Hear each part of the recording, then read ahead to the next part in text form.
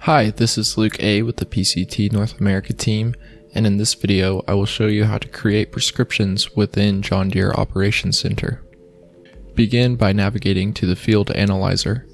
Select a layer that has been contributed by PCT that you would like to base your prescription on. In this example, we will select a Management Zones layer. Click the Create RX link. In the settings, you can select a zoning type.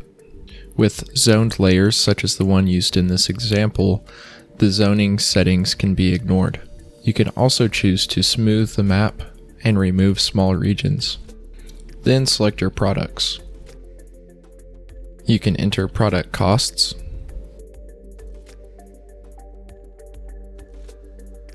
and you can add new products if they are not contained within the list.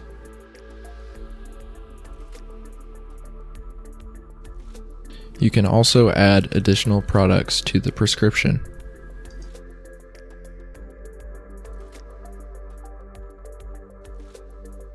When the products have been set up, click Run RX. You can then enter the rates for the different zones.